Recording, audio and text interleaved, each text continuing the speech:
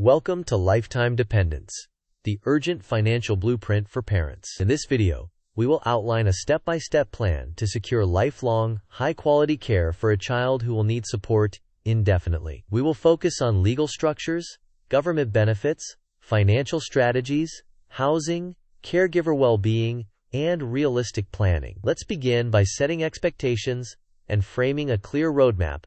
Then we will move progressively through each pillar.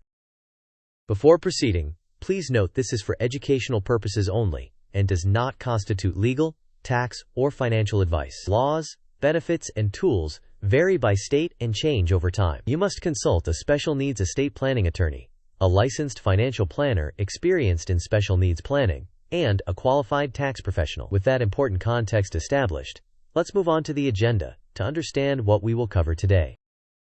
Here is our agenda.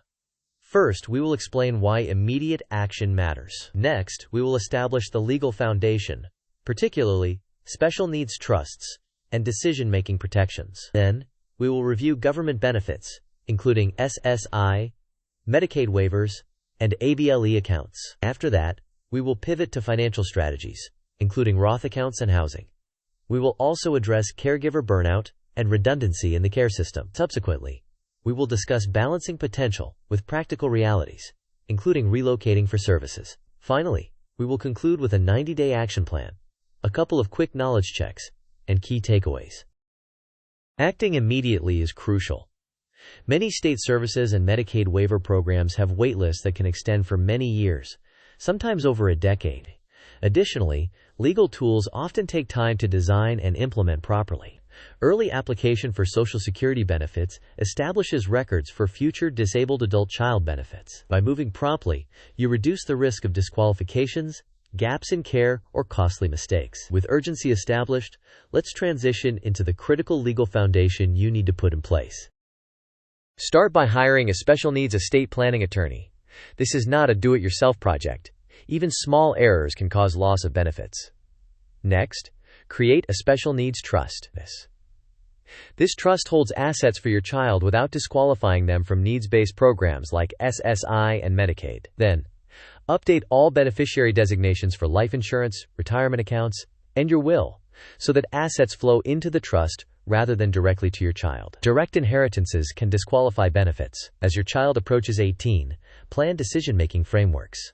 This may include a power of attorney, healthcare proxies, supported decision-making agreements, or guardianship, depending on capacity and state law. Also, name a trustee and successor trustees, and draft a detailed letter of intent that outlines your child's routines, medications, preferences, and service history. Now that the legal core is clear, let's compare and catalog the key tools you'll rely on.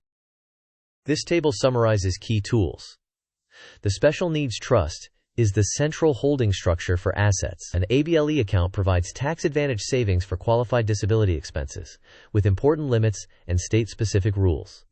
SSI and Medicaid provide income and healthcare support, but come with strict resource and reporting rules. Medicaid waiver programs deliver in-home, community, or residential services, but often feature extensive waitlists. Finally, decision-making tools such as powers of attorney or guardianship set legal authority at adulthood. With this snapshot in mind, let's move into how to select and hire the right experts to build your team. Begin by locating a special needs estate planning attorney in your state.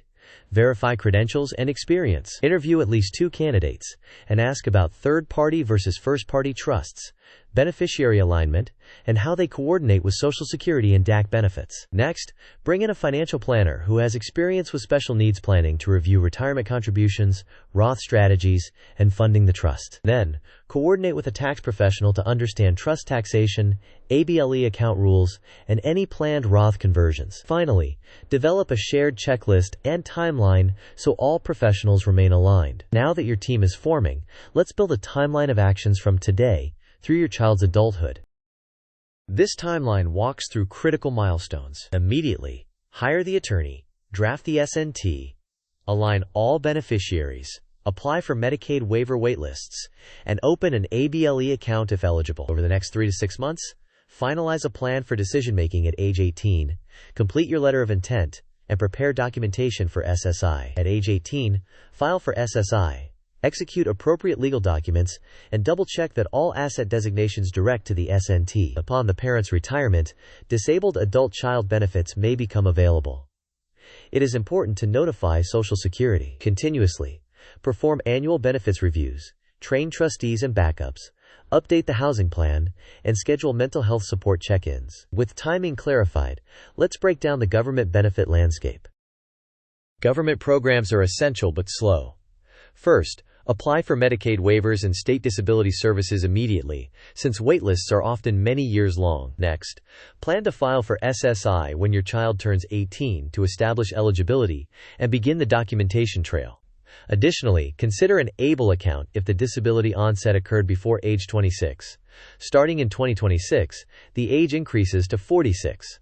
ABLE provides tax advantages and limited asset disregard for SSI. Furthermore, be aware of disabled adult child benefits, which allow your child to receive a percentage of your Social Security earnings when you retire, become disabled, or pass away. Finally, maintain meticulous records and report any resource or income changes promptly to avoid benefit disruptions. Now, let's contrast the two commonly confused tools: the Special Needs Trust and the ABLE account.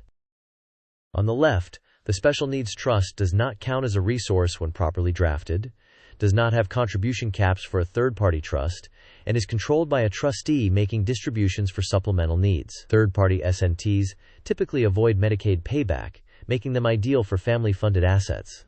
They are often funded by beneficiary designations from life insurance and retirement accounts. On the right, ABLE accounts allow tax-advantaged savings, with the first $100,000 generally disregarded by SSI.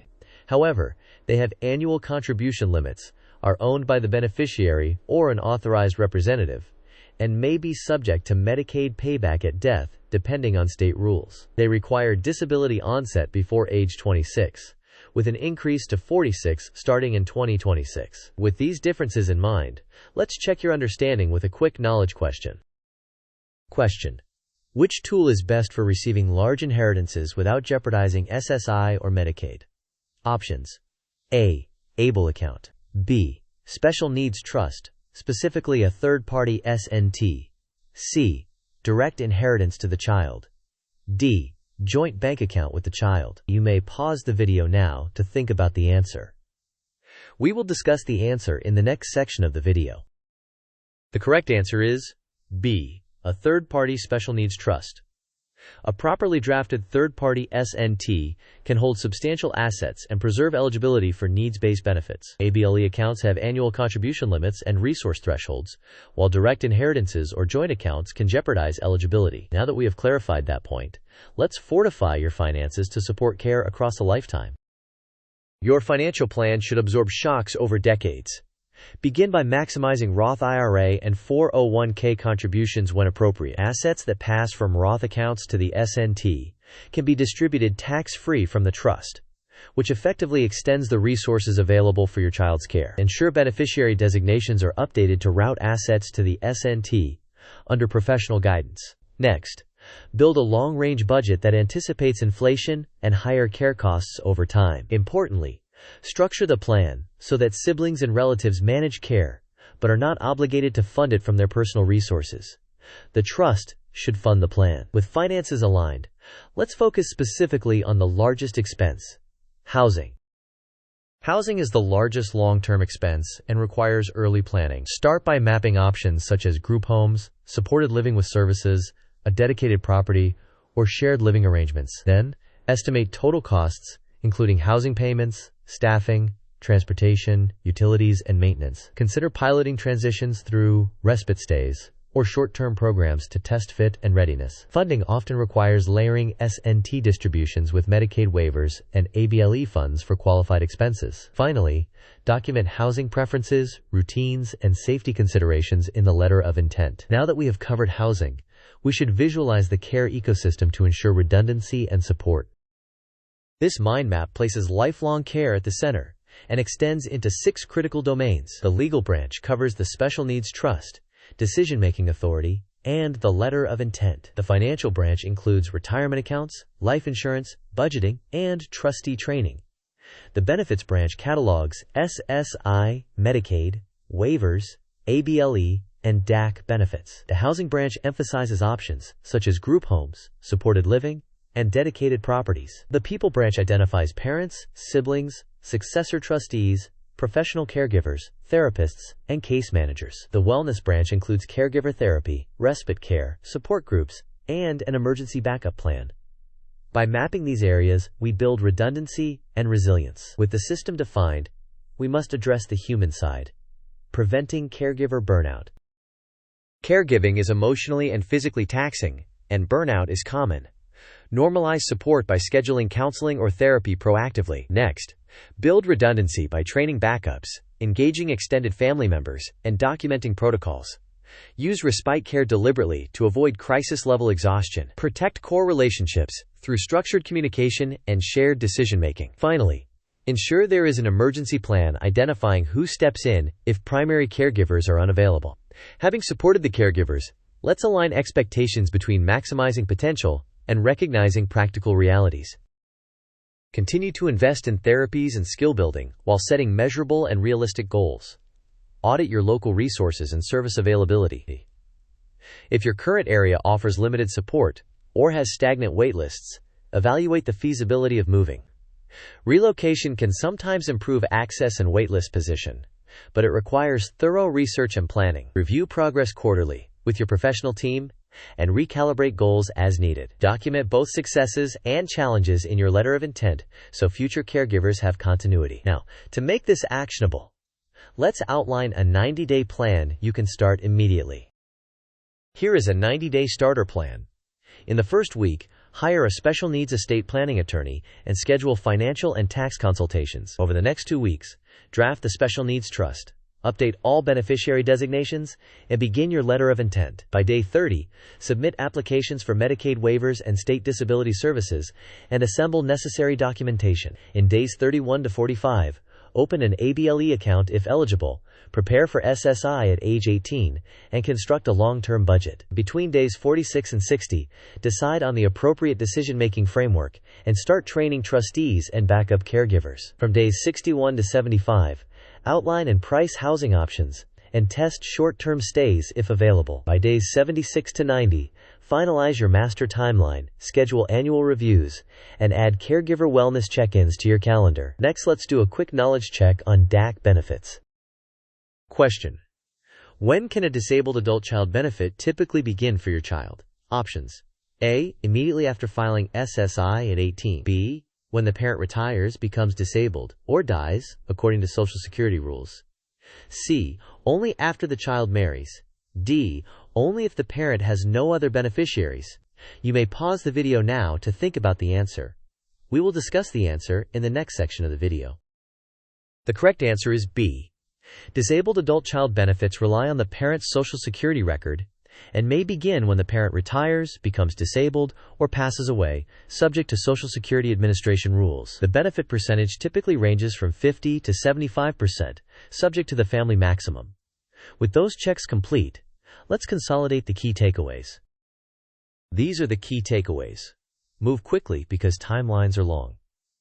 Establish a third-party special needs trust and align all beneficiary designations. Use ABLE accounts for flexible, tax-advantaged spending within limits and with attention to potential payback. Prepare for SSI at age 18 and understand when DAC benefits apply. Maximize retirement accounts and structure funding so siblings manage care rather than fund it personally. Start housing plans early. Build redundancy and prioritize caregiver well-being. Finally, reassess quarterly and consider relocation if services are insufficient. To further cement your understanding, let's wrap up with a concise summary and next steps. In summary, hire qualified experts, create the special needs trust, and align all beneficiaries right away. Apply to waitlists, open an ABLE account if eligible, and prepare to file for SSI at age 18. Fund the plan through retirement accounts and prioritize housing stability. Train trustees and backup caregivers while embedding regular wellness check-ins. Finally, revisit legal documents and your letter of intent annually to keep everything current. As we close, I have a final request to help more families access this information. Here's a simple checklist you can copy into your Notes app or planner. Check off each task as you complete it. This reinforces momentum and ensures you do not overlook critical steps. With a clear checklist in hand, let's conclude with a quick thank you and a call to action. Thank you for watching. If this video helped, please like it, share it with another parent who needs this blueprint, and subscribe for deeper dives on special needs planning. In the comments, let us know your biggest question or your latest planning win so the community can learn together.